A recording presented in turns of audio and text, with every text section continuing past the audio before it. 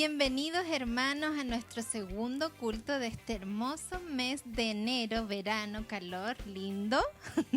Y queremos darle a todos la bienvenida y si pasaste por ahí y nos estás viendo y es tu primera vez, te invitamos a conectarte con nosotros. Abajo aparece un link de bienvenida para que te informes más de nuestra iglesia, así que por favor pincha el enlace y vamos a darte esa calurosa bienvenida el día de hoy. También recordar que hoy es Santa Cena, así que prepare su jugo y su pancito porque vamos a compartir la Cena del Señor este hermoso día domingo que vamos a compartir esta mañana. Sí, agradecer también al Señor porque ya estamos comenzando este año, bueno, y tener la Santa Cena, la primera del año, es una bendición, así que prepárese.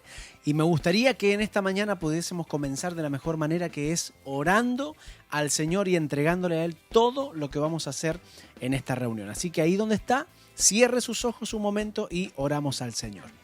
Padre, te damos gracias en esta mañana por tu presencia, gracias por acompañarnos y gracias por arrancar con nosotros este 2021 que sabemos que trae muchas bendiciones para tu iglesia y para cada uno de nosotros. Te queremos entregar todo lo que vamos a hacer en este servicio, en este culto que es para ti. Bendice, Señor, a todas las personas que tal vez nos ven por primera vez y que puedan ser tocados, ministrados y bendecidos también con tu palabra y con tu presencia. Gracias, Señor, te entregamos a ti esta reunión en el nombre de Jesús. Amén y amén. Bueno, nos disponemos a adorar al Señor un ratito, luego nos juntamos, compartimos el link con nuestros amigos y en un momento más estamos juntos de nuevo.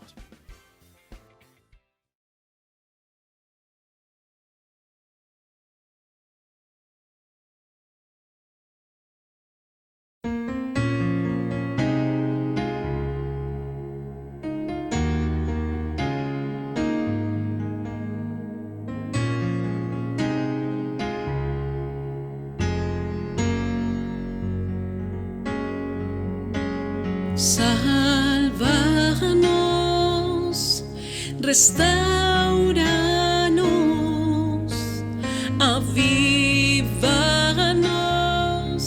oh Dios. Sálvanos, restauranos, avívanos.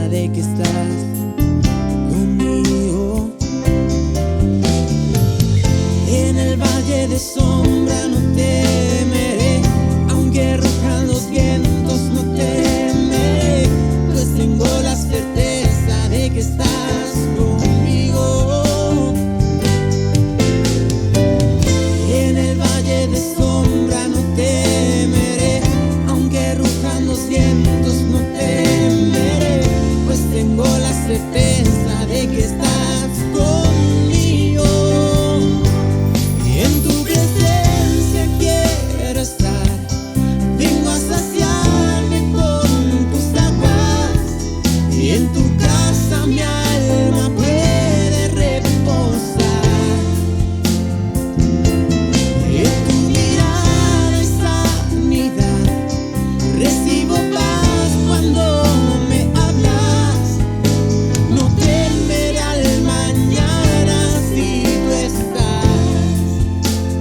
Tú conmigo estás.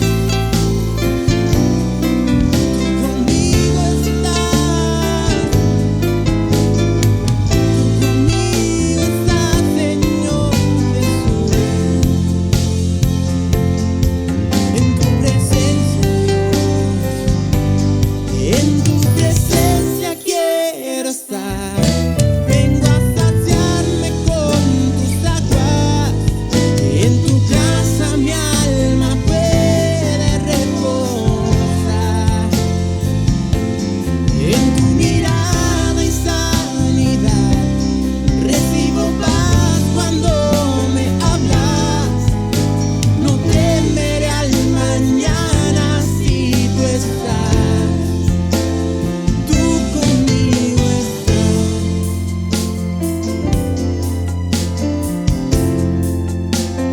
Tú conmigo estás.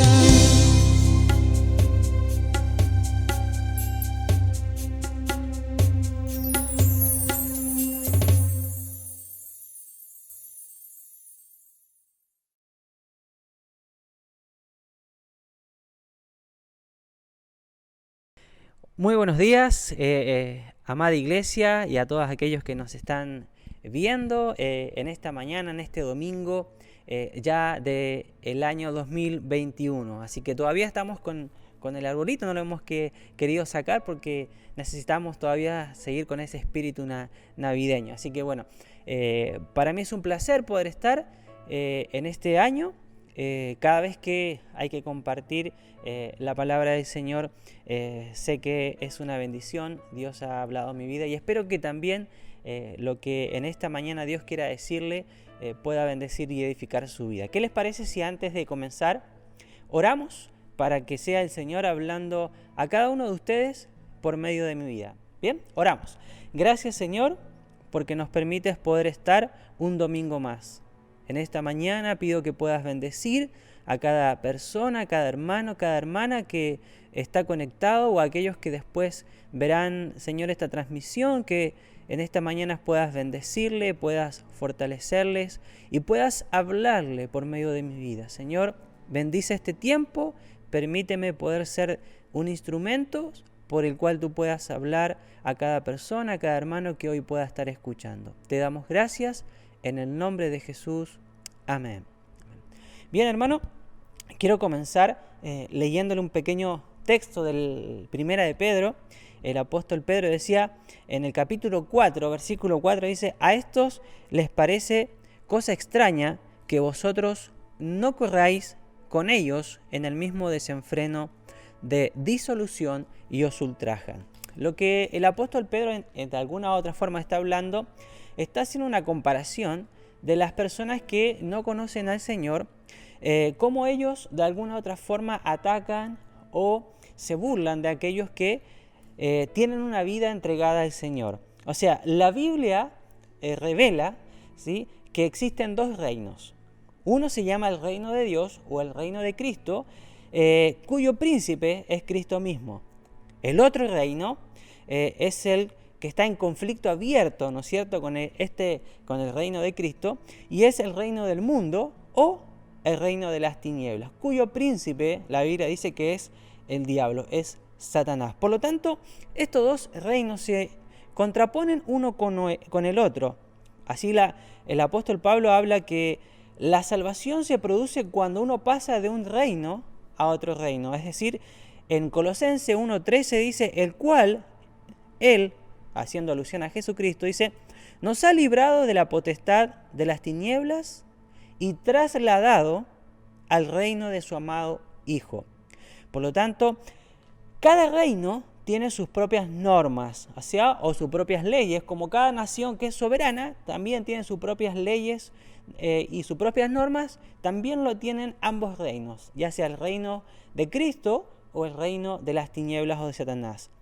Desde que nosotros nacemos hasta que aprendemos a vivir, ¿sí?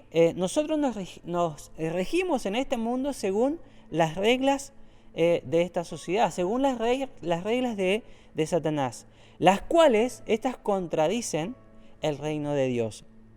Aun cuando uno nace de nuevo o viene y pasa del reino de las tinieblas al reino de Dios, aún le cuesta desprenderse, ¿sí?, de las reglas que fueron establecidas por el reino del mundo o el reino de Satanás. Y está esa lucha constante entre lo que Dios me dice en su palabra versus lo que la sociedad o el mundo establece como regla para vivir. Y en base a esto, quiero que analicemos 3 frases que se contraponen, 3 frases que se rigen en esta sociedad, que son los parámetros y principios que establece esta sociedad, pero que se contraponen en contra de lo que Dios establece en su principio, de los principios que Dios establece, dentro de su reino. Lo primero que quiero mencionar, la primera frase, es que para la sociedad, para este reino de las tinieblas, tú eres lo más importante, versus lo que el Señor establece en su reino, que es negarte a ti mismo.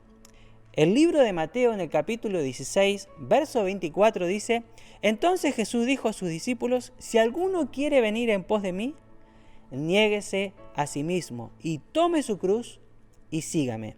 Ahora, para Jesucristo el camino de la cruz era literal. ¿Por qué? Porque Él tenía que morir en esa cruz por cada uno de nosotros y a causa de nuestros pecados. Pero para algunos de sus seguidores, de los apóstoles, de los discípulos, también a veces pudo haber sido algo literal. Pero para todos nosotros, lo que hoy creemos en Jesucristo, esto sería un principio de renuncia a nosotros mismos, de las cosas y de lo que el mundo nos ofrece. No se trata de renunciar a todas las cosas, ¿sí?, a una o dos cosas, ¿sí? Lo más importante es que la renuncia que está pidiéndonos el Señor es a la actitud egoísta de nuestra vida. Sería como cambiar, ¿no es cierto?, un ser egocéntrico a un ser cristocéntrico. Ahora, negarse a sí mismo no es asumir algún ascetismo externo y falso. No es eso, sino poner los intereses del reino primero y por encima de todo en la vida. Es decir, la mejor expresión de lo que el Señor nos está pidiendo lo expresa Pablo en el Gálatas capítulo 2, versículo 20, en este texto tan conocido que quizás lo hemos escuchado o tal vez lo hemos leído alguna vez. Pero es interesante lo que Pablo expresa aquí. Dice: con Cristo estoy juntamente crucificado, y ya no vivo yo, sino que Cristo vive en mí. Y lo que ahora vivo en la carne, lo vivo en la fe, que es el Hijo de Dios, quien me amó y se dio a sí mismo por mí. Aquí lo que Pablo está diciendo, lo que Pablo está aquí haciéndonos ver, es que desde el momento en que Pablo, su vida pasó de este reino de las tinieblas, pasó al reino de Cristo, su vida ya no fue la misma. Sus decisiones no se basaban bajo sus propios criterios. Su estilo de vida no se regía bajo los parámetros que la sociedad establecía, sino que todo lo que era, todo su ser, todo lo que él hacía, las decisiones que él tomaba, primero se basaban en lo que Cristo quería para él. Y Pablo lo entendió porque él entendió que Dios lo había llamado y lo había encomendado para que sea su discípulo. Por lo tanto, de ahí en adelante, todas las decisiones que el apóstol Pablo fue tomando, lo fue haciendo en pos de obedecer y cumplir los planes y propósitos que Dios tenía para él, dejando de lado y negando aún, si era necesario, sus propios anhelos, sus propias ambiciones, sus propios proyectos, poniendo por delante lo que Dios quería hacer por su vida. Negarse a sí mismo significa que debemos sujetar nuestra vida a la disciplina que Dios quiere para cada uno de nosotros. Muchas veces, en muchas situaciones de nuestras vidas, vamos a tener que renunciar o dejar cosas en pos de ser obediente a lo que Dios quiere para nosotros. Vamos a tener que renunciar o dejar un estilo de vida o dejar cosas que nos puedan alejar de lo que Dios quiere para nosotros. Negarse a sí mismo es abrir el corazón a lo que Dios quiere hacer por cada uno de nosotros. En esta mañana el Señor te está animando, te está hablando para que puedas entender que es importante que una vez que tú decides pasar a este reino de Cristo, tienes que entender que lo más importante no eres tú, sino que lo más importante es Cristo en tu vida. Por lo tanto, tu vida ya no te pertenece porque pasas a ser una posesión de Él y tienes que entender que lo que decidas de aquí en adelante, todo tiene que ser para exaltar y glorificar el nombre del Señor. Por lo tanto, la negación no es una negación parcial que Dios nos está pidiendo, sino que la negación a uno mismo debe ser completa. Jesús dijo, uno de los textos más conocidos, dice, y amarás al Señor tu Dios con todo tu corazón, con toda tu alma y con toda tu mente. Eso implica entregar tu vida completamente a Él, negándote, si es necesario, a ti mismo en lo que Dios te pueda ir pidiendo. Esta es la primera frase que el mundo te ofrece. Dice, tú eres lo más importante, versus ¿sí? lo que Dios establece, negarnos a nosotros mismos. Lo segundo, la segunda frase que se rige en esta sociedad es ojo por ojo y diente por diente. Quizás lo hayan escuchado, esta ley, la ley como se conoce comúnmente, la ley del talión. Pero ¿qué dice el Señor? Versus lo que Dios establece en su reino, que dice que debemos amar a nuestro prójimo. ¿Y quién creó esta ley? Esta ley de talión se encuentra dentro de lo que es el código de Hammurabi, que este fue creado por un rey babilonio cerca del siglo 8 a.C. y dentro de este código de Hammurabi, que llevaba el mismo nombre del rey de Babilonia, se encontró la ley del talión, que en ellas había 282 leyes, ¿sí? que fueron establecidas como estilo de vida. ¿Y cuál era esta ley del talión, del ojo por ojo y diente por diente? Era una pena antigua por la cual se vengaba el delito, practicando al delincuente el mismo daño o mal que al que se le había practicado, el que él había practicado. Ahora, entonces esto te daba derecho de poder hacerle lo mismo e incluso algo más a la persona que había ofendido o había dañado a otra. Pero ¿qué es lo que dice el Señor? Mateo 5, versículo 38 dice, oíste que fue dicho ojo por ojo y diente por diente. Aquí aparece esta ley que se rige dentro de la sociedad. Pero el Señor dice, pero yo os digo, no resistáis al que es malo, antes a cualquiera que te hiera en la mejilla derecha, vuélvele también la otra. Y al que quiera ponerte a pleito o quitarte la túnica, déjale también la capa. Y a cualquiera que te obligue a llevar carga una milla, ve con él 2. Al que te pida, dale, y al que quiera tomar de ti prestado, no se la rehuses. Ahora, los fariseos apelaban a esta ley del ojo por ojo y diente por diente, para justificar la retribución y la venganza personal. Ahora, Jesús menciona en estos textos que acabamos de leer 5 ocasiones, ¿sí? Cuando uno, por reacción natural, ¿no es cierto?, tendría deseo de vengarse, o por lo menos deseo de sentirse molesto. Lo primero que dice, si uno te golpea en la mejilla. Lo segundo dice un pleito por la túnica, Lo tercero, una demanda de servicio por parte de un soldado romano, porque había una ley que el soldado romano tenía derecho a que pedirle a un judío que le lleve sus cosas por una milla. Y una petición de limosna y una solicitud de préstamo. Aquí, lo que Jesús está aquí dándonos es un criterio o un principio con varios ejemplos de cómo el amor debe responder ante ciertas situaciones. Ahora, Jesús mismo protestó cuando lo abofetean, ¿no es cierto? En Juan capítulo 18 dice que lo habían bofeteado, pero él no respondió de la misma forma, sino que él le pregunta, si he hablado mal, le dice, y si has encontrado algún error en lo que dije, ¿por qué razón me abofetea? Ahora, Jesús aquí está condenando el espíritu de falta de amor, el odio y el deseo de venganza.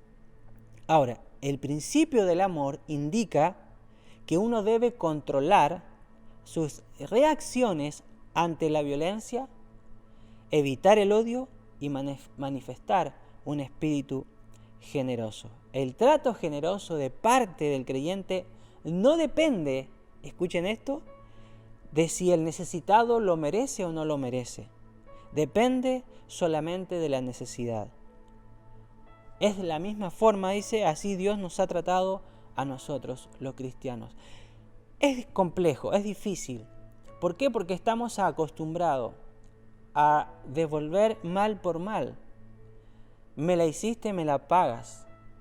Entonces, es las leyes que establece esta sociedad. Son los parámetros que quien gobierna este mundo lo ha establecido. Pero el reino de Dios establece lo contrario, el amor al prójimo. Nosotros tenemos, quien habla fuertemente esto del amor es el apóstol Juan. El apóstol Juan dice en el capítulo 4 de Primera de Juan, dice, amados, amémonos unos a otros, porque el amor es de Dios. Todo aquel que ama, dice, es nacido de Dios y conoce a Dios. El que no ama, dice, no ha conocido a Dios. ¿Por qué? Porque Dios es amor.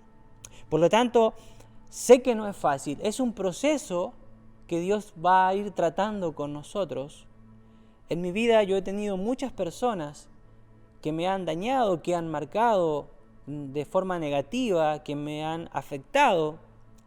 Personas que desde mi punto de vista no merecían no eran dignos de ser perdonados, pero Dios fue trabajando y Dios fue haciéndome entender la importancia del perdón. Por eso es importante que nosotros podamos atender esto y podamos de alguna u otra manera tratar de pedirle al Señor que nos ayude. No es de un día para el otro que lo vas a lograr, pero sí entender qué es lo que Dios quiere, sí entender que son leyes que Dios ha establecido en este reino de su Hijo. Ahora, en el mismo libro de 1 Juan, el capítulo 3, el apóstol Juan dice, todo aquel que aborrece a su hermano es homicida. Y sabéis que ningún homicida, dice, tiene vida eterna permanente en él. En esto hemos conocido el amor, dice, en que Él puso su vida por nosotros. También nosotros debemos poner nuestras vidas por los hermanos.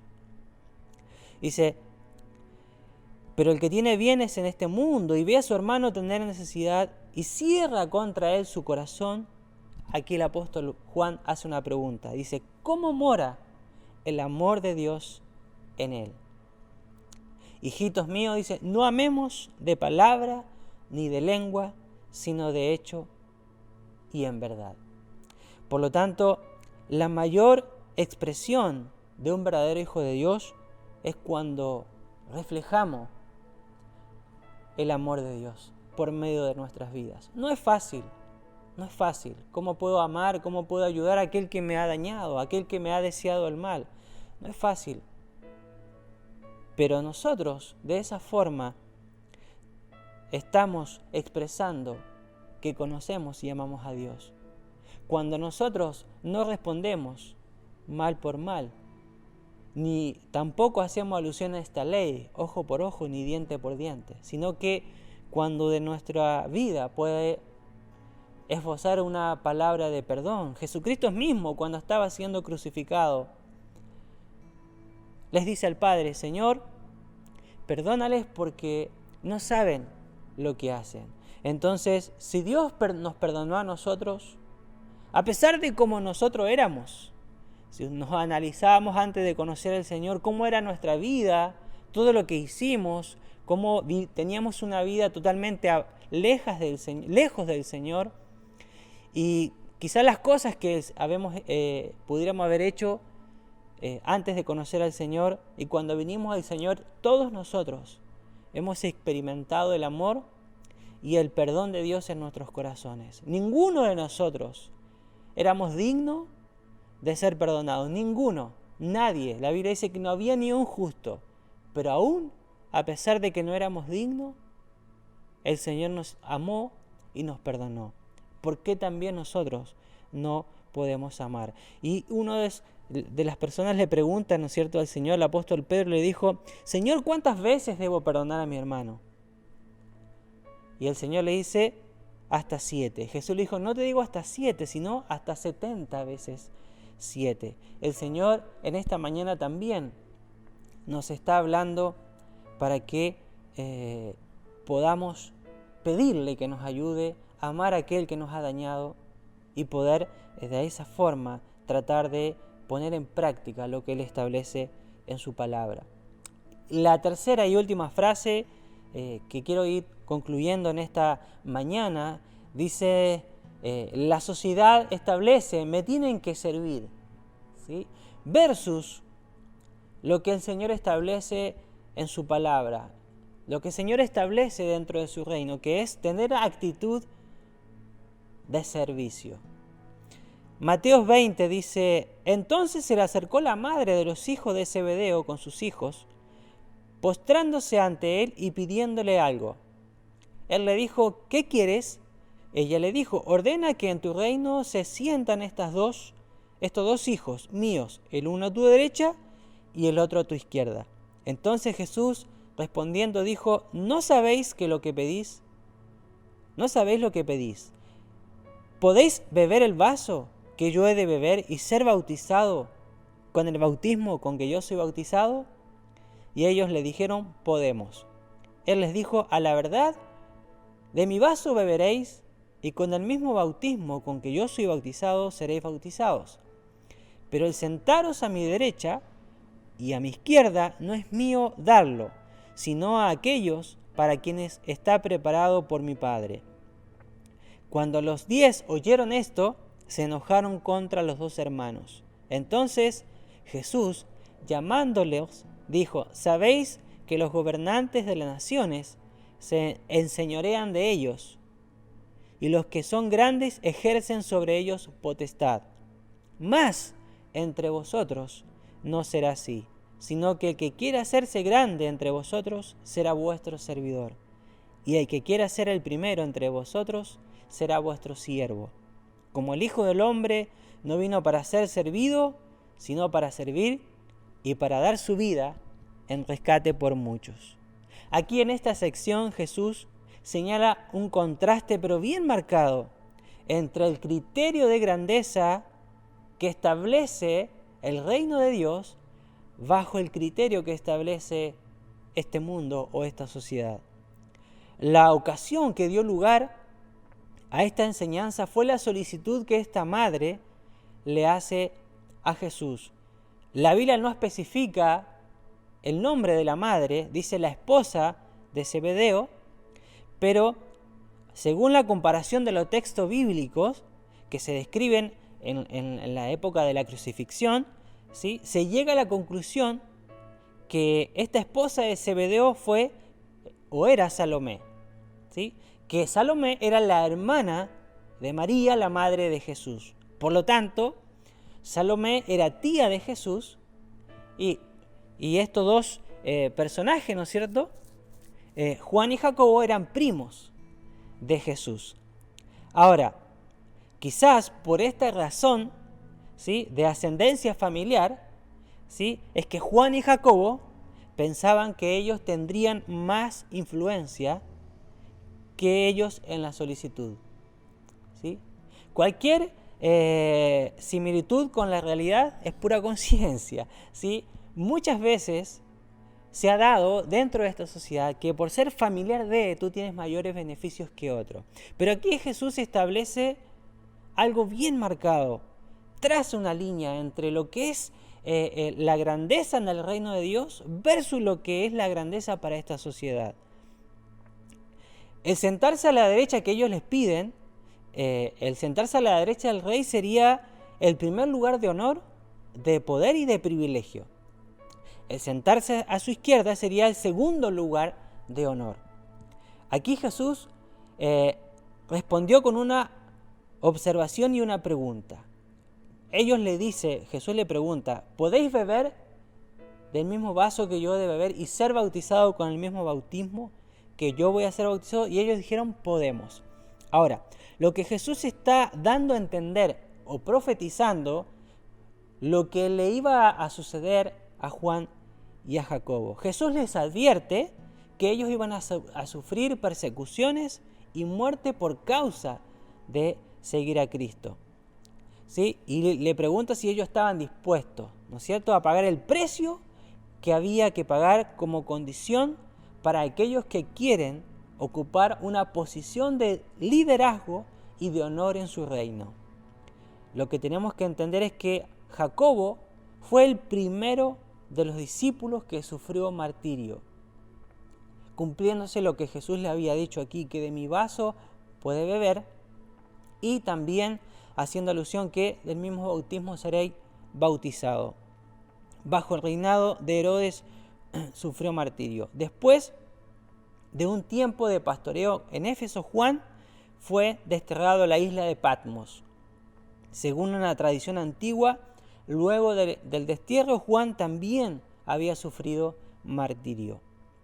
Ahora, lo importante es que en el reino del mundo es natural que haya rivalidad, intriga, celo, envidia para poder escalonar o poder tener algo en una posición de autoridad, de honor y privilegio. En cambio, en el reino de Dios se admite la ambición de grandeza, pero se la define en términos radicalmente distintos. Jesús nos reprende el anhelo de ser grande en el reino de Dios, pero define la grandeza en términos de servicio y de humildad. Él les dice en el versículo 26 y 27, los dos términos que utilizan para grandeza son servidor y siervo. La palabra servidor, ¿sí?, proviene de una palabra griega que es diácono, que era lo que nosotros conocemos como diácono, y se refiere al servicio, al siervo o mozo que atiende las mesas. Y la segunda de siervo, la palabra es doulos, que se refiere al esclavo que era propiedad de un dueño. Ahora aquí Jesús mostró un claro ejemplo de lo que significa ser grande cuando lavó los pies de sus discípulos. Porque en esa época quienes lavaban los pies eran los sirvientes. Y Jesús les muestra la actitud de siervo, la actitud de humildad, de servir a los demás, lavándole los pies. Filipenses 2 dice, haya pues en vosotros este sentir que hubo también en Cristo Jesús, el cual, siendo en forma de Dios, no estimó el ser igual a Dios como cosa que aferrarse, sino que se despojó a sí mismo, tomando forma de siervo, hecho semejante a los hombres, y estando en la condición de hombre, se humilló a sí mismo, haciéndose obediente hasta la muerte y muerte de cruz. Por lo cual Dios también lo exaltó hasta lo sumo y le dio un nombre que es sobre todo nombre, para que en el nombre de Jesús se doble toda rodilla de lo que están en los cielos y en la tierra y debajo de la tierra, y toda lengua confiese que Jesucristo es el Señor para gloria de Dios Padre. Ahora Jesucristo dice, haya pues este sentir que hubo también en Cristo Jesús, el cual, siendo en forma de Dios, dice, no estimó el ser igual a Dios, sino que se despojó a sí mismo, tomando, dice, forma de siervo. Las palabras despojar aquí, en el original, da sentido de vaciarse. Cuando uno tiene un vaso y lo vacía por completo, ¿sí? Dice que se llena, ese vaso se llenó con una actitud de servicio, de siervo. Aquel que esté dispuesto a ayudar y aquel que esté dispuesto a entregar su vida para poder extender la mano al que lo necesita. Se cuenta una historia que en un retiro de pastores, estaban todos los pastores, había cerca de 300, 400 pastores en este retiro, y el que estaba organizando el retiro hace un llamado haciendo alusión de que iban a necesitar apoyo para la limpieza de los baños y que aquellos que querían poder apoyarles en este trabajo se podían acercar a él para que lo pudiesen anotar. Resulta que nadie se acercó a esta persona y nadie se anotó para poder hacer este trabajo. A tal punto que los baños estaban sucios y la persona que estaba invitada para poder dar los talleres, él tenía su propia habitación y dentro de su habitación tenía su propio baño. Y en un momento cuando comienza el horario de talleres, quien iba a dar los talleres no aparecía y de repente lo ven que estaban limpiando los baños. Como nadie se había anotado, él tomó la iniciativa de poder anotar, de poder limpiar los baños, que ni siquiera él los usaba porque él tenía su baño privado, y empezó a limpiar los baños. Es ahí cuando lo vieron que varios pastores también se levantaron y empezaron a poder limpiarlo. Ahora, yo no sé si la mayoría de los pastores recordarán el taller que él dio, pero sí creo que nunca se irán a olvidar el ejemplo que él le dio de humildad y de servicio, poniendo su vida a poder limpiar los baños. También recuerdo una instancia cuando yo estaba en Argentina, en el instituto, estudiando. Yo estaba en la entrada del instituto, había un patio y había un lugar donde se dejaba toda la basura, que era un basurero grande, y me acuerdo que va saliendo el director del instituto, y nosotros estábamos adentro del instituto, pero en la entrada, y vemos que él se baja del auto antes de salir a la calle, que él frena, mira a un costado y se baja del auto y va caminando. Entonces nosotros pensamos, lo que estábamos ahí, dijimos, algo le pasó, ¿qué fue a buscar? Y cuando nos acercamos a la vereda y vemos hacia dónde fue, él estaba de rodillas, juntando la basura con sus manos de una bolsa que se había roto y había caído todo en la vereda del basurero del instituto.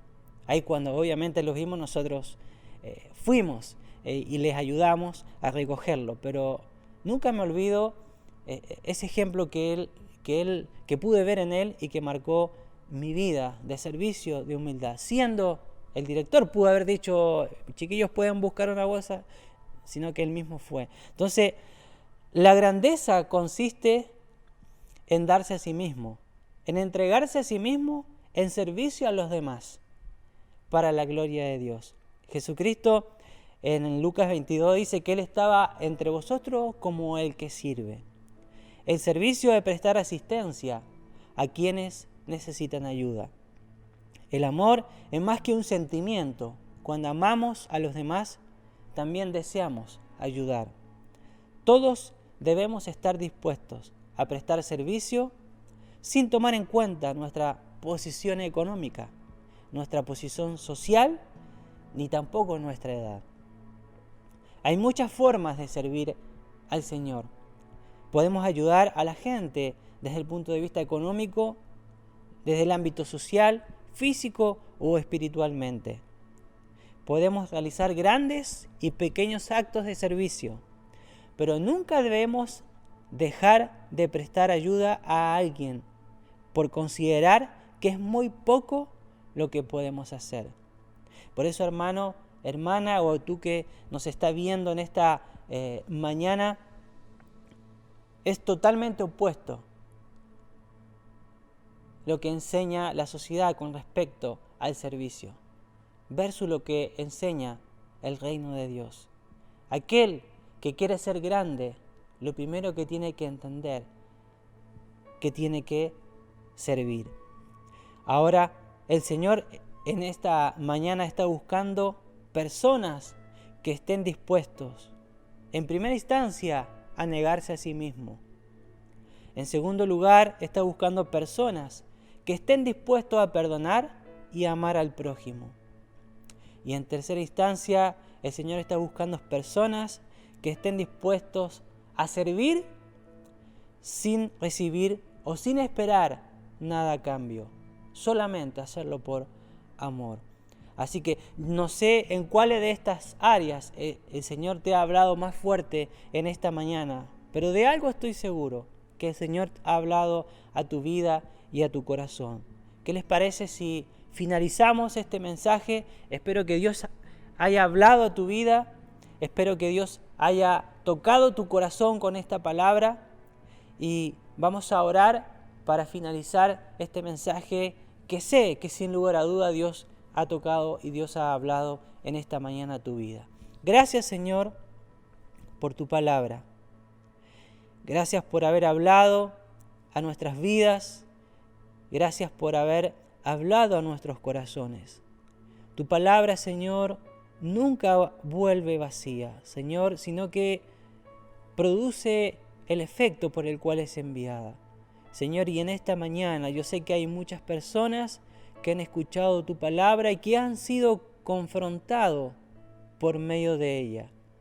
Ayúdanos a entender que lo más importante para nosotros es poder vivir bajo los principios, bajo tus leyes y poder obedecerlas y ponerla en práctica. Bendice a cada hermano, cada persona que en esta mañana ha escuchado este mensaje, que puedas fortalecerles, que puedas animarle para que puedan desafiarse, para poner en práctica, para poner por obra lo que tú le has hablado en este día. Te damos gracias por este tiempo.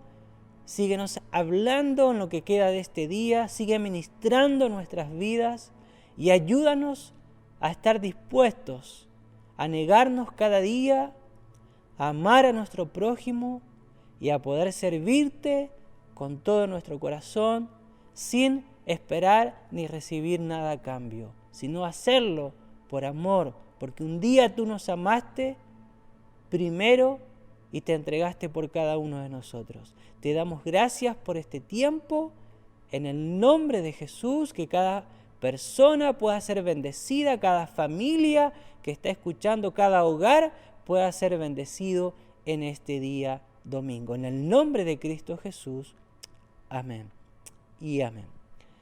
Hermanos, que el Señor les bendiga y esperemos que ya pronto, este año, podamos juntarnos físicamente y poder compartir un lindo tiempo juntos en el Señor como lo solíamos hacer antes. Así que muchas gracias y que el Señor les bendiga.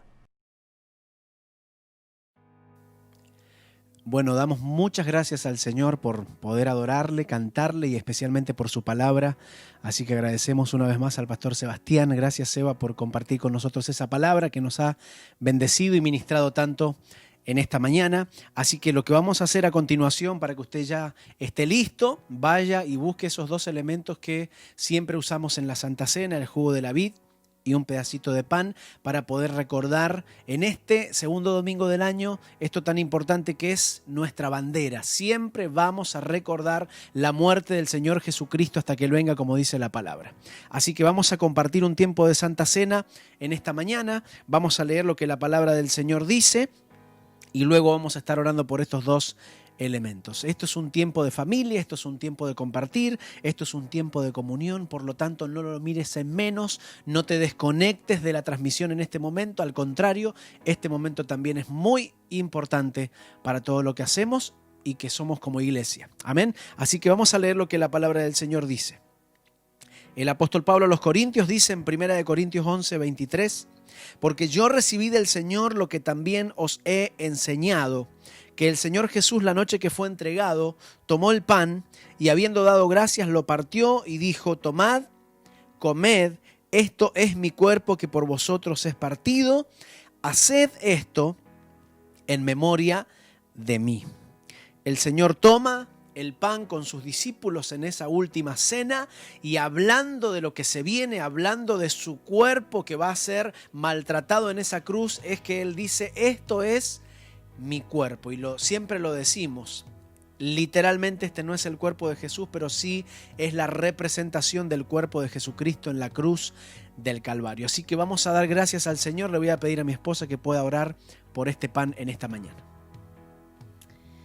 Señor, queremos agradecerte primeramente por permitirnos recordar este hermoso momento donde nosotros podemos sentir el gozo de la salvación, sí, Señor. Queremos darte gracias por tu cuerpo, Señor, sí, Señor, que tú sufriste ahí en la cruz por nosotros, pensando y amándonos tanto en dar a tu único Hijo por nosotros, Señor. Queremos agradecerte enormemente, Señor, el sacrificio maravilloso que has hecho por nosotros. Gracias porque recordamos este día, Señor, cuando nos diste esa hermosa libertad, esa hermosa salvación y esa garantía de saber, Señor, que nuestra eternidad está contigo, Señor. Gracias por ese cuerpo que tú fue molido por nosotros, Señor, y que podamos recordarlo y sentirlo en esta mañana, Señor, que tú lo hiciste todo por amor, Señor. Borraste todos nuestros pecados, Señor, y podemos seguir y vivir esa vida abundante y esa eternidad maravillosa que tenemos en ti. Gracias, Señor. Te damos toda la honra y toda la gloria a ti, Señor. Amén. Amén. Entonces, en reverencia podemos comer del pan en esta mañana.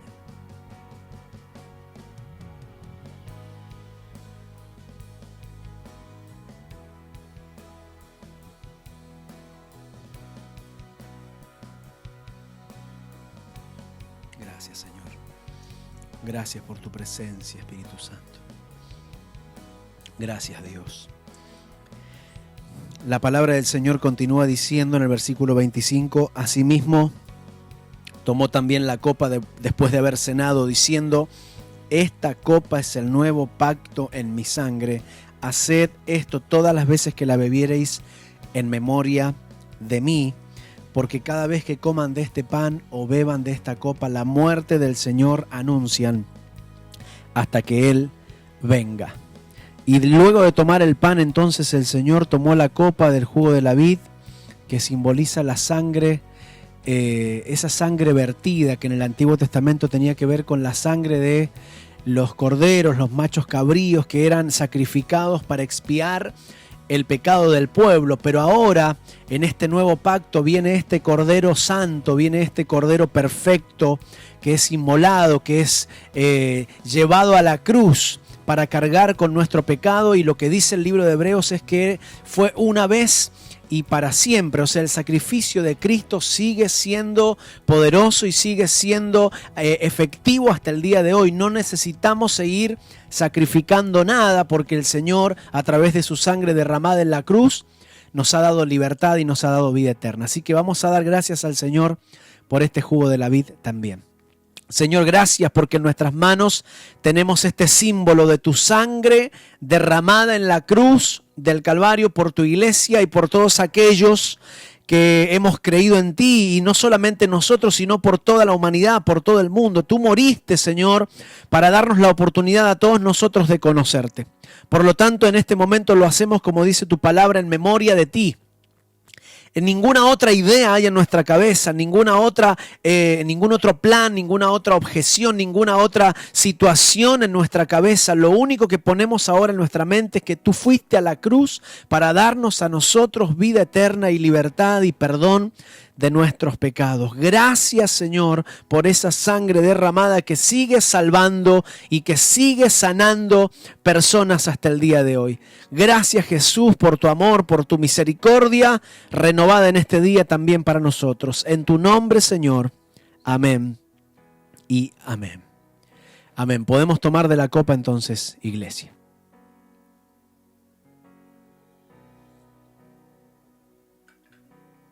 Amén.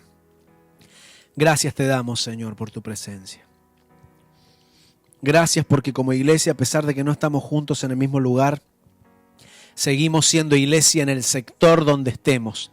Desde casa, desde el trabajo, desde el lugar donde estemos ahora conectados, somos iglesia y podemos tomar la Santa Cena en comunión los unos con los otros. Y tu presencia que está en todos lados, que es omnipresente, toque nuestras vidas, toque nuestros corazones, y aquel que se siente solo, aquel que se siente abandonado, tal vez en depresión y en dificultades, tú hoy le puedas hacer sentir en familia a través de esta transmisión.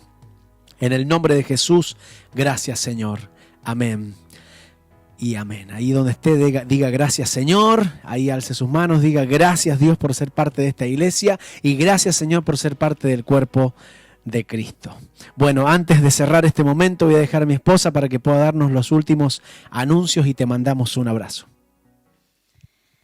Qué maravilloso es poder disfrutar de esta manera también este hermoso tiempo de Santa Cena. Agradecerles a cada uno su sintonía.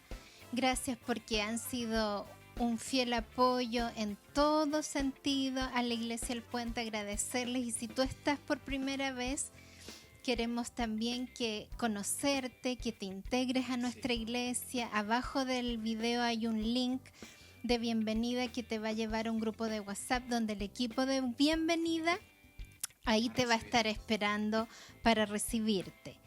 Y nuestras actividades siguen normales en este tiempo de verano igual.